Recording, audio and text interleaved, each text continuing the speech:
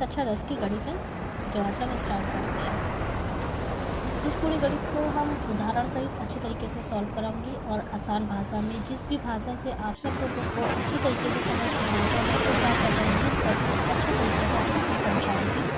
तो आज इस वीडियो में जो इसका इंट्रोडक्शन है, चैप्टर फर्स्ट, जिसका नाम है वास्तविक संख्या, जो ये वास्तविक संख्या से शुरू होता है और प्रायिकता पे ख़त्म हो जाता है। जैसे कि आप लोग देखिए, प्रायिकता पे ख़त्म हो जाता है।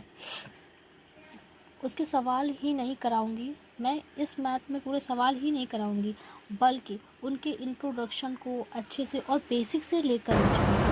और इसमें क्योंकि तो इसमें दो तरीके के स्टूडेंट होते हैं। एक स्टूडेंट वो होती है जिनको बहुत ही अच्छे तरीके से समझ में आ जाता है और जल्दी से समझ जाते हैं, और दूसरे तरह के स्टूडेंट वो होते हैं जिनको अच्छे से समझ में नहीं आता है। वो चाहे जितनी भी अच्छी कोचिंग कर लें या नहीं कर लें या घर पे पढ़ें, मैं ये तो नहीं कहती कि वो लोग नहीं पढ़ते हैं, वो सब लोग अच्छे तरीके से पढ़ते हैं, फिर भी उन्हें अच्छे से समझ में नहीं आती। तो मैं उन बच्चों को भी ध्यान में रखकर उस वीडियो को मैं अपलोड करूँगी कि उनको हमारी अच्छी भाषा से अच्छे से समझ में आए। मैं चीज़ों को अच्छी तरीके से समझाऊंगी, जैसे ही अच्छी तरीके से समझाऊंगी तो जाहिर सी बात है आप लोग उन चीज़ों को अच्छी तरीके से करोगे। मैं ये नहीं चाहती कि जिस गणित को सिर्फ आप लोग एकदम रटना ही समझ ले, उसको रट के ही करें कि मुझे तो नंबर पाना है, नंबर पा के मुझे इस सवाल को आना है, यही सवाल वगैरह वगैरह आना है और इस सवाल को करके हम बहुत ही अच्छे से नंबर पा सकते हैं। तो ऐसा नहीं है। अगर आप सभी लोग ऐसे ही मैथ को रटेंगे तो जाहिर सी बात है आगे जब आप लोग जाएंगे तो आप लोगों को बहुत ही प्रॉब्लम होगी मैथ को समझने में। और जैसे कि हमारे छोटे होते हैं जिनको मैथ पढ़नी होती है, उनको बहुत ही उदाहरण लेके वगैरह वगैरह, बहुत ही छोटे से उदाहरण लेके हम लोगों को उनको अच्छे तरीके से समझाना होता है। अगर हम उनको अच्छे से समझा नहीं पाएंगे तो हम लोगों का पढ़ना बेकार होता है। तो हम उसी भाषा का यूज़ करेंगे जिस भाषा से आप सभी को अच्छे से समझ में आता है। तो चलिए हम इसका इंट्रोडक्शन आपको बताते हैं अच्छे तरीके से। तो ये हमारा इंट्रोडक्शन वास्तविक संख्याएं। इसमें हमें कई सारी संख्या पढ़नी होती है, जैसे कि दो तरह की संख्याएं होती हैं, एक वास्तविक होती है और एक काल्पनिक होती है। तो हमें जिसके बारे में पढ़ना है वो वास्तविक संख्या के बारे में पढ़ना है। उस वास्तविक संख्या में भी कई सारे पार्ट्स होते हैं और कई तरह की संख्याएँ होती हैं, उन संख्या को जानते हैं। तो आइए, तो जो संख्या होती हैं वो हमारी दो तरह की होती हैं। संख्याएं हमारी दो तरह की होती हैं। कौन कौन सी? एक होती हैं वास्तविक और दूसरी होती काल्पनिक। जो एक होती है वो हमारी संख्याएं होती हैं वास्तविक संख्या, और दूसरी होती है काल्पनिक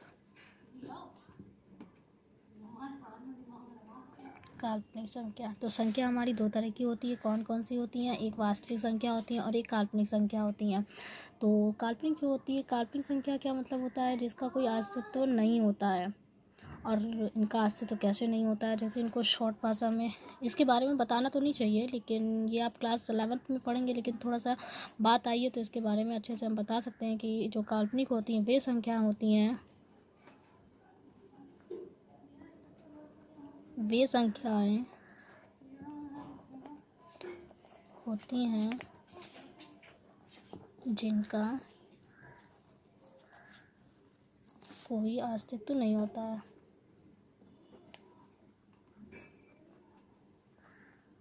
कोई अस्तित्व नहीं होता है। अब बात आती है अस्तित्व कैसे नहीं होता है, तो उसके बारे में जो है वो हम आगे चर्चा करेंगे, क्योंकि आप लोगों को क्लास 11th में ही इसके बारे में अच्छे से पढ़ना है। पूरी डिटेल जो आपको मिलेगी वो क्लास 11 में ही आपको पूरी डिटेल मिलेगी।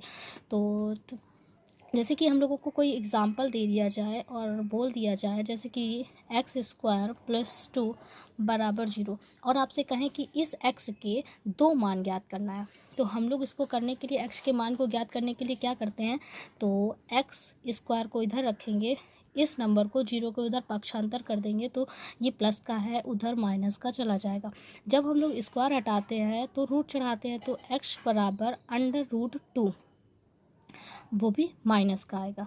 अब जैसे वर्ग का आता है तो हम लोगों का वर्ग का जो चिन्ह होता है वो +- √-2 बस यहीं अब -2 को हम लोग वर्ग से बाहर नहीं निकाल सकते हैं, तो बस यहीं से हमारी काल्पनिक संख्या की जो होती है उत्पत्ति होती है। ठीक है, तो आप लोगों को बहुत ही अच्छे से समझ में आ गया होगा कि काल्पनिक संख्या हमारी कौन कौन सी होती, काल्पनिक संख्या क्या होती हैं। आपको पूरी डिटेल पढ़नी है तो आप लोग 10th के बाद 11 में पूरी अच्छी तरीके से इसकी डिटेल पढ़ते हैं। तो जिसके बारे में हम लोगों को पढ़ना है तो उसे अच्छे से ध्यान पे दें। तो जो ये वास्तविक संख्याएं होती हैं, वो वास्तविक संख्या हमारी कितनी तरीके होती हैं? वास्तविक संख्या हमारी 5 तरीके की होती हैं। नंबर 1 जो होता है वो होता है प्राकृतिक संख्या।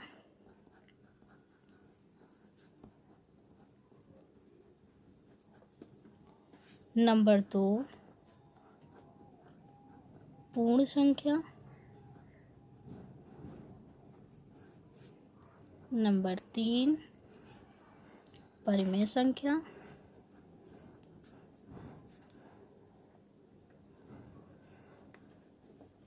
नंबर 4 अपरिमेय संख्या।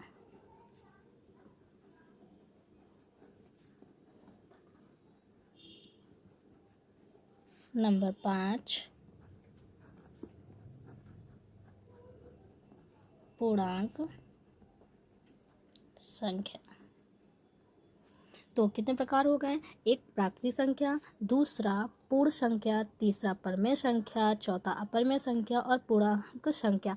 अब इसके बारे में जानते हैं, प्राकृतिक संख्या किसे कहते हैं, पूर्ण संख्या किसे कहते हैं और अपरिमेय परिमेय पूर्णांक संख्या किसे कहते हैं। तो नंबर 1 हम लोगों ने जो डाला प्राकृतिक संख्या।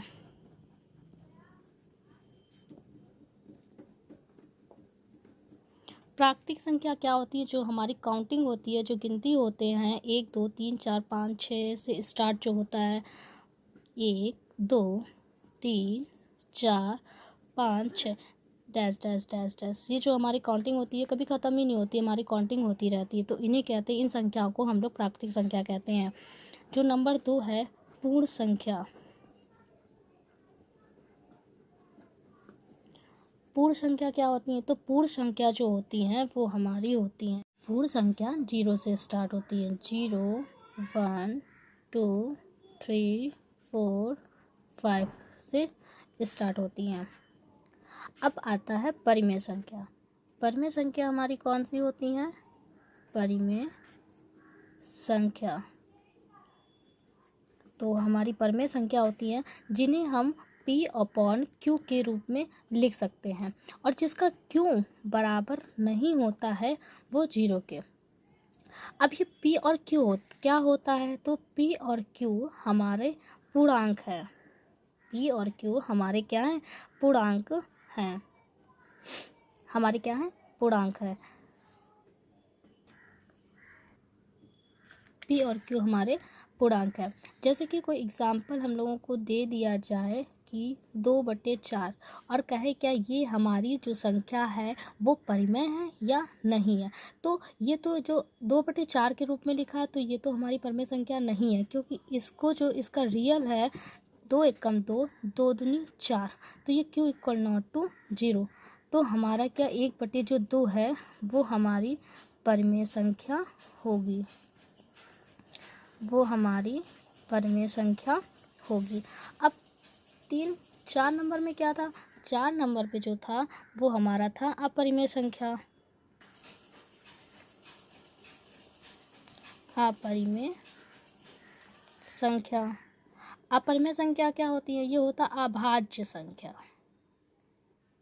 अभाज्य संख्या जैसे √2 √3 √4 √5 √7 वगैरह होती है। और जो लास्ट हमारी बची है वो है पूर्णांक संख्या। पूर्णांक संख्या क्या होती है? इधर हमारा ऋणात्मक चलता है, इधर हमारा धनात्मक चलता है। जैसे -1 -2 -3 और इधर चलेगा 1 2 3। तो इन संख्याओं को हम लोग क्या कहते हैं? पूर्णांक संख्या कहते हैं। तो आई होप आप सभी लोगों को अच्छी तरीके से इसका इंट्रोडक्शन समझ में आ गया होगा। तो हम लोग यूक्लिड विभाजन की क्रमिका के बारे में जानते हैं क्या होता है। तो यूक्लिड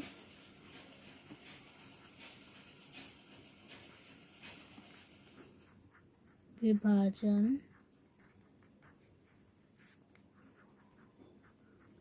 प्रमेयिका के बारे में पढ़ते हैं। तो जो यूक्लिड है वो कहते हैं कि यदि आपके पास दो नंबर हैं ए और बी, मान लेते हैं कि हमारे पास दो नंबर हैं ए और बी, जो ए है वो बड़ा है, किससे बड़ा है, बी से हमारा ए बड़ा है, तो हम बड़े नंबर को लिख सकते हैं किसके रूप में, बी क्यू प्लस आर के रूप में लिख सकते हैं। अब बात आती है कि हमारा ए बी क्यू आर ये सब है क्या, बता तो रही हैं पर इसके बारे में हमें पता नहीं है। तो दोस्तों ए बराबर जो होता है वो होता है भाज्य, और बी बराबर जो होता है वो होता है भाजक, क्यू बराबर भागफल,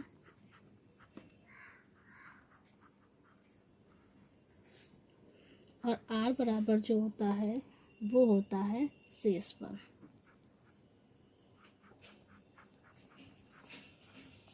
आर बराबर क्या होता है, जो आर का मान है, जो आर का मान है वो हमेशा बी से छोटा होगा और जीरो से क्या होगा, बड़ा होगा। किसका मान, आर का मान। आर का मान जो होगा वो बी से छोटा होगा और जीरो से हमेशा बड़ा होगा। लेकिन इस बात शायद आपको नहीं समझ में आती, तो हम इसको अच्छे से एग्जाम्पल लेके आपको अच्छे से समझाते हैं। जैसे कि हमने लिया किसके अनुसार, यूक्लिड विभाजन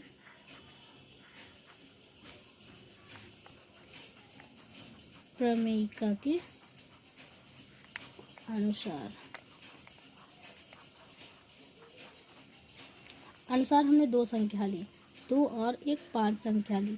अब हमारा 2 और 5 में बड़ा कौन है, तो हमारा 5 बड़ा है, तो हम लोग किसको लिख सकते हैं, बड़े को लिख सकते हैं उसके बराबर में। तो 5 2, अब 2 का भाग 5 में दिया, 2 दूनी 4, घटाया 1 बचा। तो जो ये है वो हमारा क्या है, वो क्यू है। क्यू का मतलब क्या होता है, वो हमारा क्या है, भागफल है।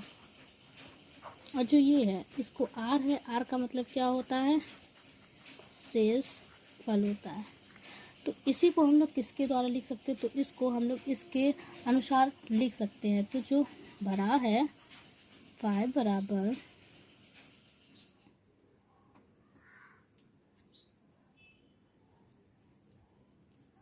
तो हम बड़ी संख्या को किसके रूप में लिख सकते हैं, बी और क्यू के रूप में लिख सकते हैं। तो 2 × 2 + 1 इसके रूप में हम लोगों ने लिख दिया। तो जो हमारा HCF जो शेषफल हुआ वो हमारा 1 हुआ। अब एक जो इस तरह से अगर समझ में नहीं आ रहा, एक का मतलब जैसे सवाल को यहाँ पे फार्मूले में हम लोग लिख सकते हैं, एक भाज्य बराबर भाजक इंटू भागफल और प्लस शेषफल। इस फार्मूले को आप लोगों ने कक्षा 8 में बहुत ही पढ़ा होगा, सभी लोगों ने आई होप पढ़ा होगा।